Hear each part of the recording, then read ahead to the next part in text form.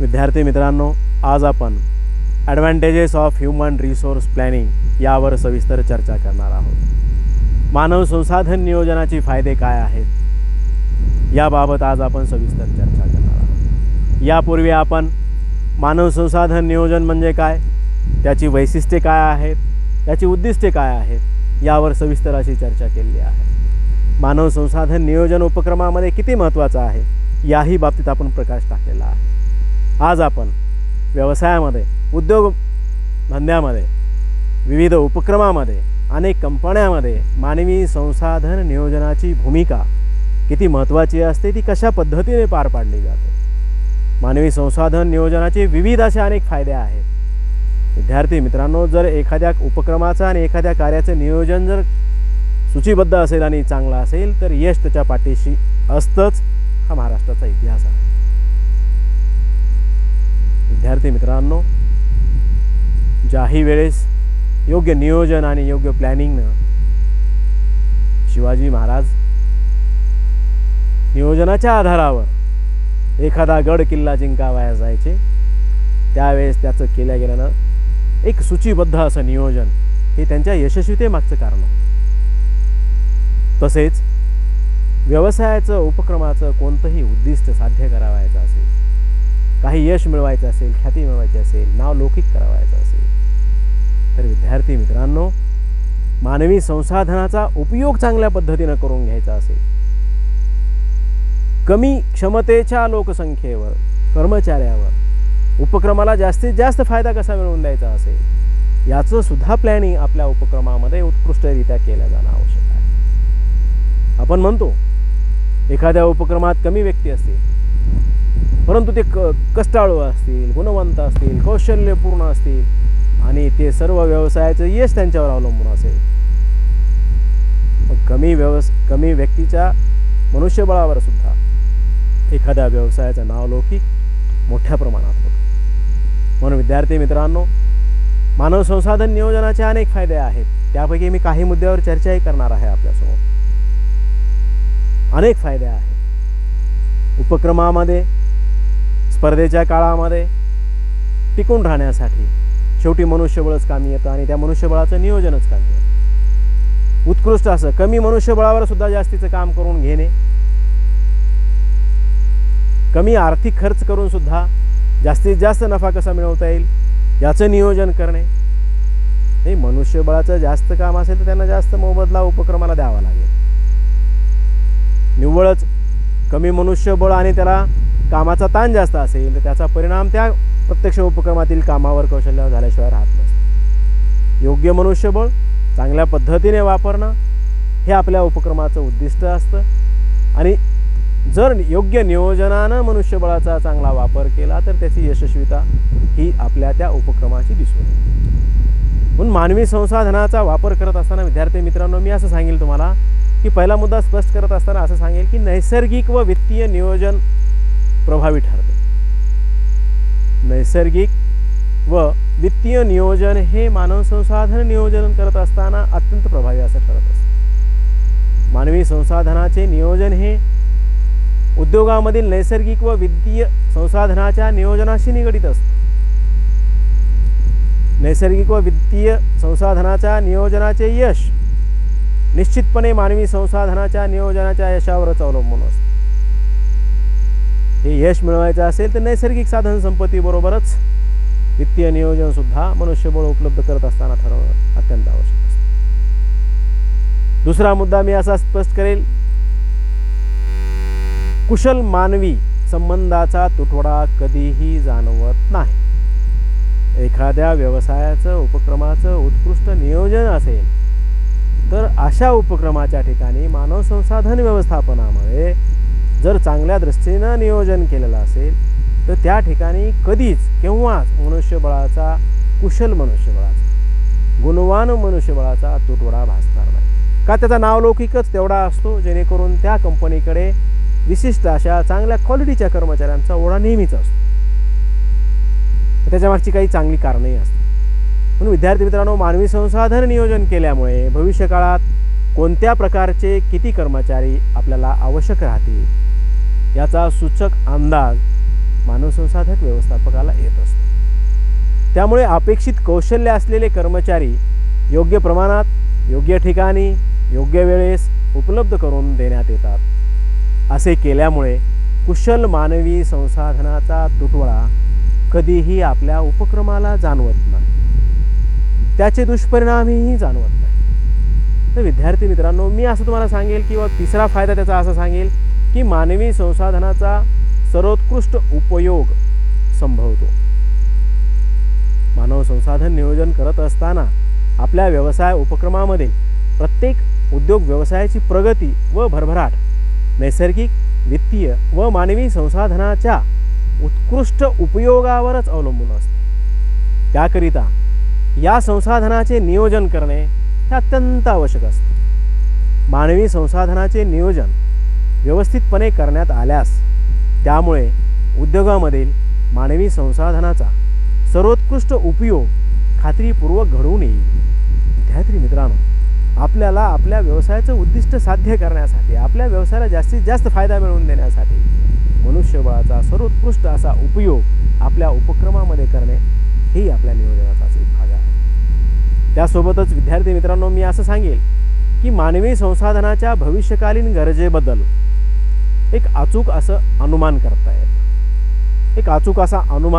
आपल्याला आपली कंपनी, आपला उपक्रम सध्या कार्यरत कशा पद्धतीनं आहे, मार्केटमधील परिस्थिती आपली कशी आहे, याच्या अनुसारच आपल्याला भविष्यकालीन नियोजन ठरवता येतं. भविष्यकालीन नियोजन ठरवत असताना सुद्धा दरवर्षी मिळणारा नफा, त्या नफ्यात होणारी वाढ आणि कार्यकुशल लागणारं मनुष्यबळ याचा आपल्याला वेळोवेळी अंदाज येत असतो. पण भविष्यात मानवी संसाधनाचं नियोजन केल्यामुळे भविष्यकाळात मानवी संसाधनाच्या गरजेबद्दल आपल्याला अचूक असे अंदाज केले जाऊ शकतात. तोही आपल्याला मनुष्यबळाचा चांगला फायदा म्हणून सांगता येईल.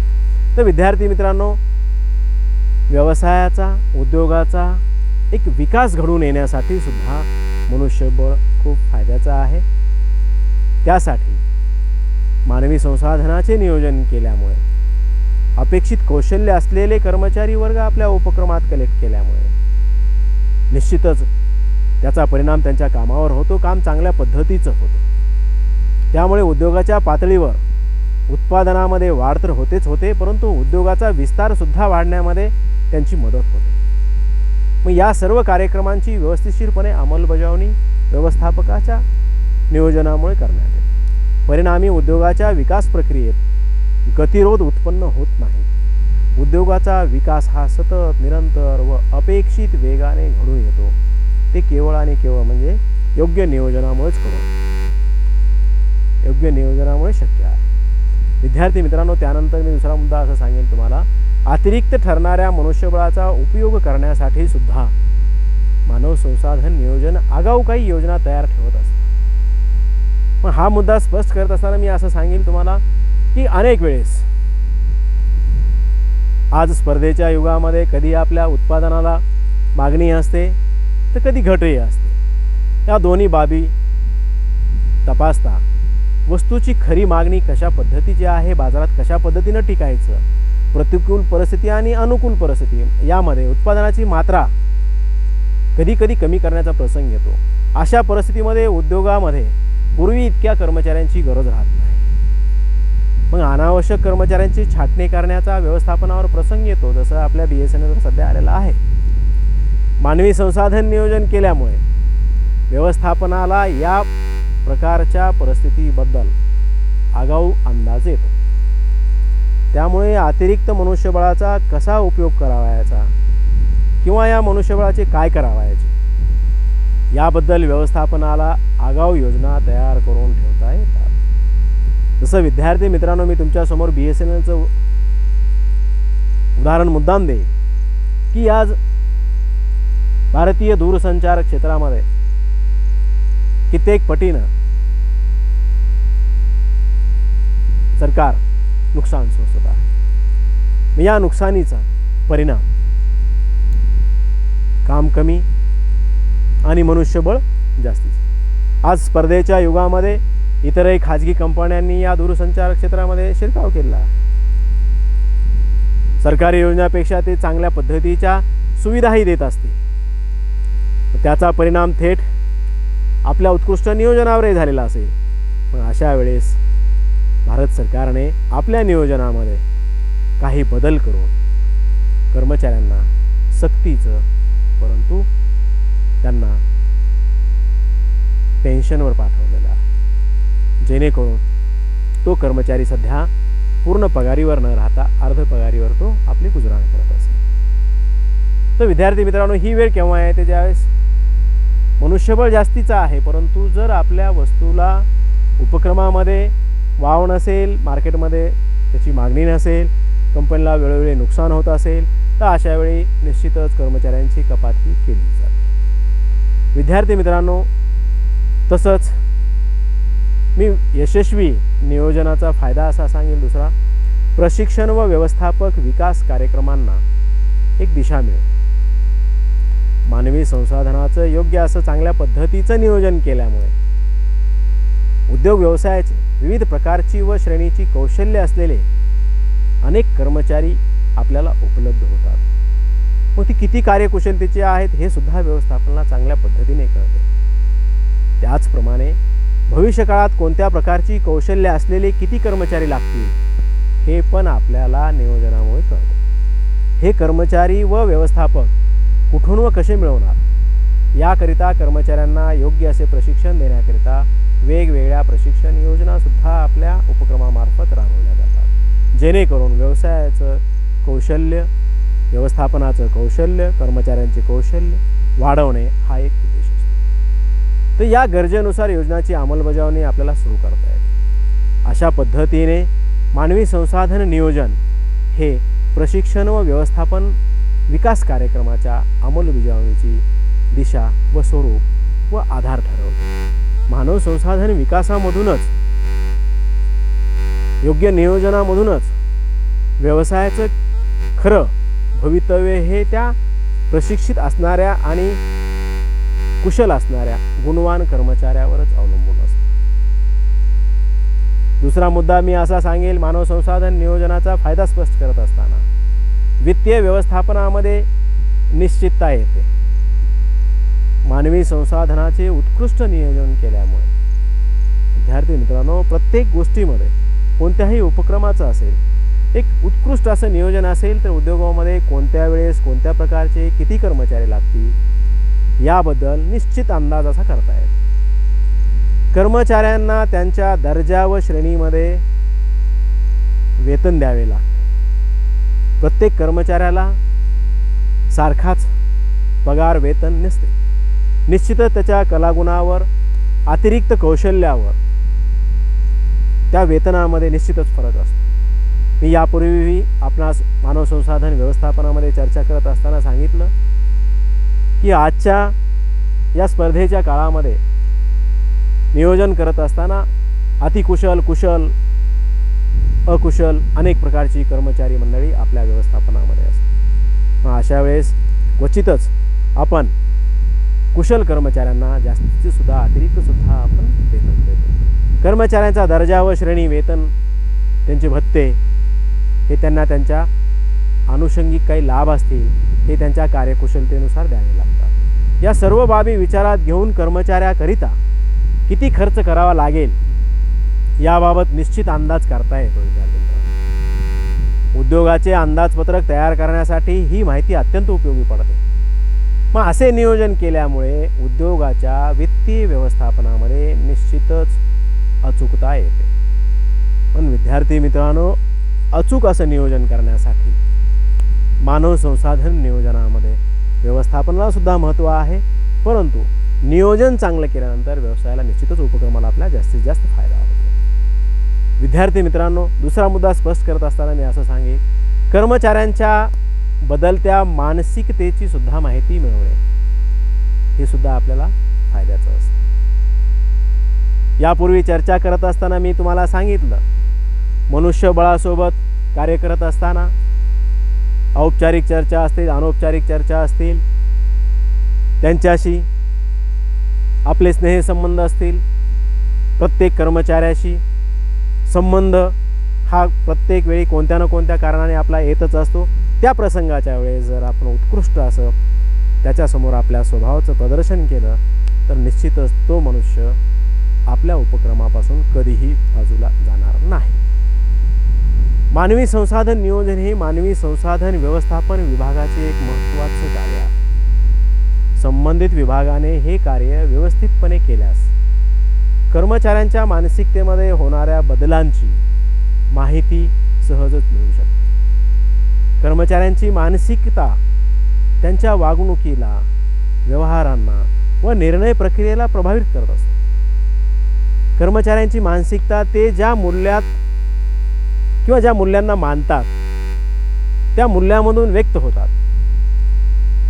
कर्मचारी वेगवेगळ्या स्वभावाची असतात, परंतु ती काम करत असताना त्यांची कामाची कुशलता ही सर्वांसोबतच ती मांडण्याचा प्रयत्न करत असतात. कर्मचाऱ्यांची मानसिकता ही त्यांच्या प्रवृत्तीमधून नेहमी दिसते. विद्यार्थी मित्रांनो, नियोजन करत असताना प्रत्येक घटकावर बारकाईने लक्ष असणं हे खूप गरजेचं असतं. प्रत्येक व्यक्तीचा स्वभाव हे त्याच्या जवळ गेल्याशिवाय आपल्याला कळत नाही आणि तो स्वभाव जाणून घेणं हे व्यवस्थापनाचं अत्यंत महत्त्वाचं कार्य आहे. त्याच्यानुसारच आपल्याला त्याचं नियोजनसुद्धा करावं लागतं. व्यवस्थापकांना कर्मचाऱ्यांच्या मानसिकतेमध्ये होणाऱ्या बदलाची चाहूल लागल्यास व त्यांनी या बदलांची योग्य ती दखल घेतल्यास व्यवस्थापकांना अनेक प्रश्नांची अचूक उत्तरे मिळवण्यामध्ये फार मदत होते. मी या अगोदर आपणास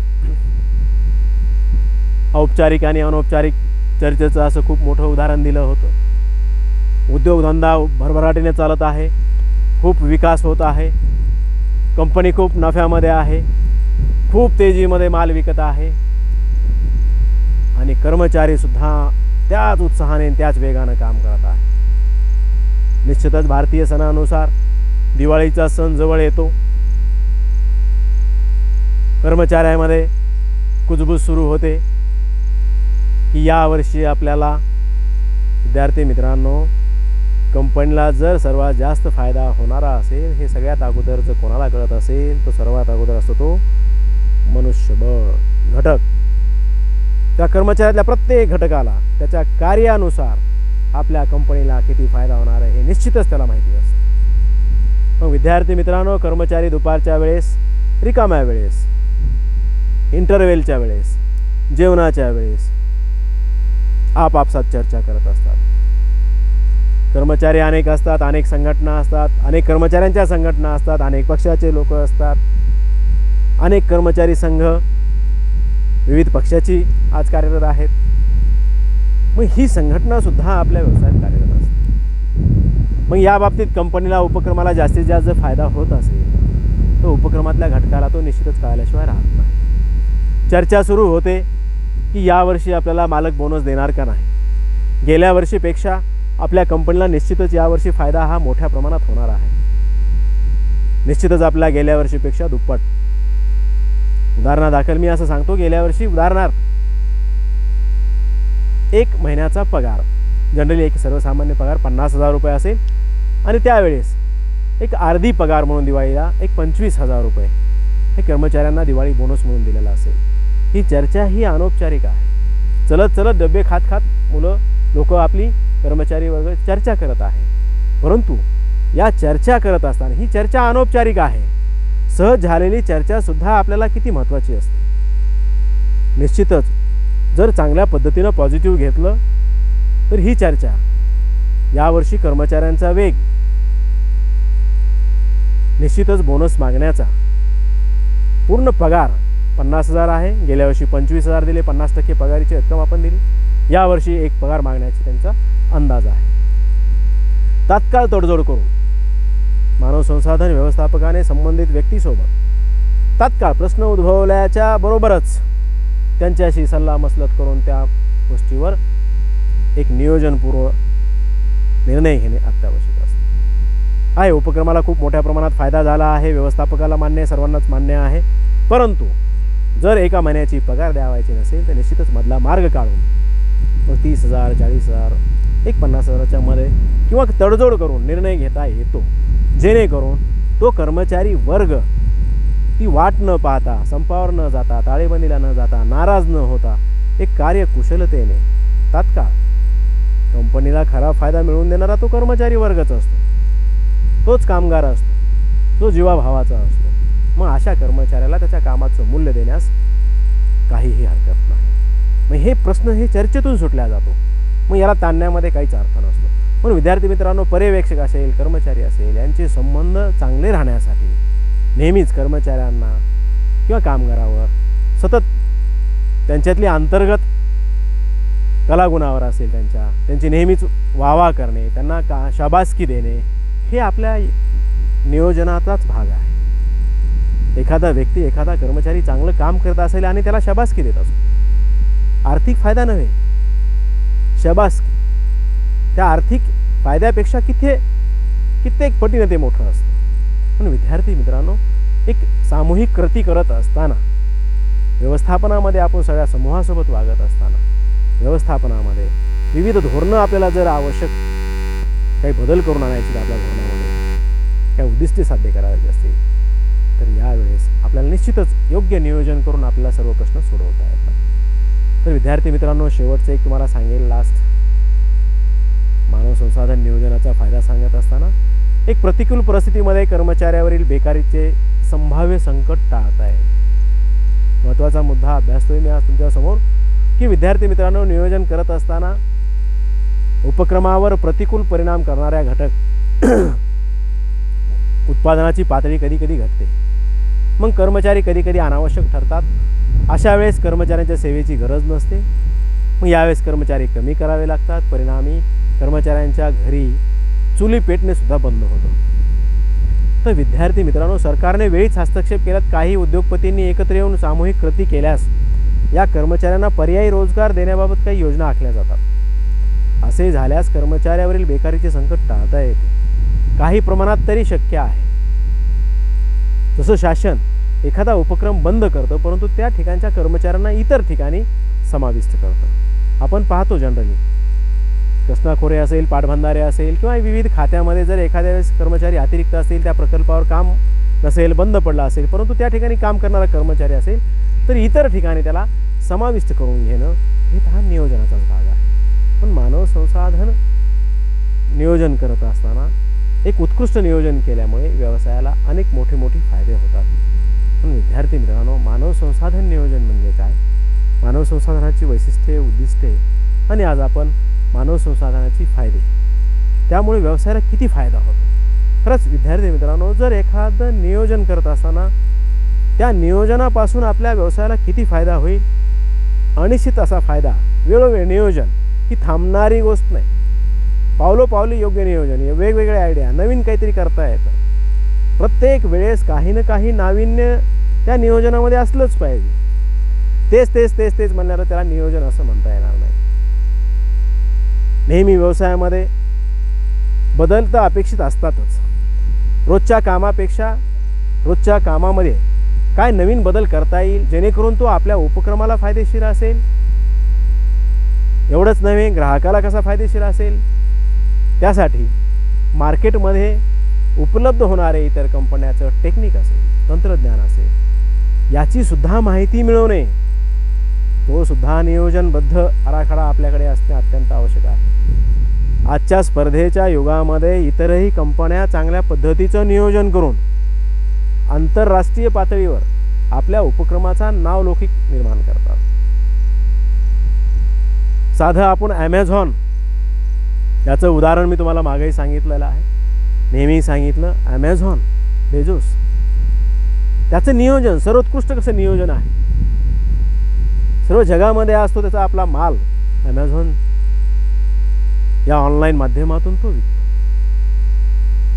त्याचं नियोजन काय असेल, तो भलेही प्रोडक्टर नाही, परंतु तो ऑनलाईन सेलिंगच्या माध्यमातून जगभर त्या सेलिंगच्या माध्यमातून कसा टॉपरचा श्रीमंत होतो हे आपण यापूर्वी पाहिलेलं आहे. मग त्याच्या कामाचं नियोजन असेल, त्याची सूचीबद्धता असेल, तो कस्टमरला नाराज करत नाही, कस्टमरला सुखसुविधा असतील, वेळोवेळी त्याच्या कॉन्टॅक्टमध्ये राहून त्याची वस्तू केव्हा पुरवल्या जाईल, त्याच्या हातात वस्तू परेपर्यंतचं नियोजन हा ॲमेझॉन करतो. एवढेच नव्हे तर ती वस्तू त्या संबंधित व्यक्तीला आवडली नाही तर परत ती वस्तू घेतो आणि त्याचे पैसे त्यांना देतो. मग त्यांच्या त्या आर्थिक व्यवहाराचं नियोजन हे उत्कृष्ट पद्धतीने केलं जातं. म्हणून त्याच्या व्यवसायातलं नियोजनच हे त्याच्या यशस्वीतेचा भाग आहे. तर विद्यार्थी मित्रांनो, बेझोसचं नियोजन, ॲमेझॉनचं नियोजन एवढं काटेकोर पद्धतीनं आहे. जर त्यामध्ये काही फसवणूक झाली असती तर निश्चितच तो बेझोस एवढ्या श्रीमंताच्या यादीमध्ये केव्हाच आला नसता. म्हणून कोणत्याही यशाचं खरं यमक काय असेल तर विद्यार्थी मित्रांनो, की त्या ठिकाणी करण्यात येणारं नियोजन, उत्कृष्ट नियोजन, ते आपल्या उपक्रमाला खूप खूप फायदेशीर ठरतं. आज आपण याच ठिकाणी थांबू. धन्यवाद.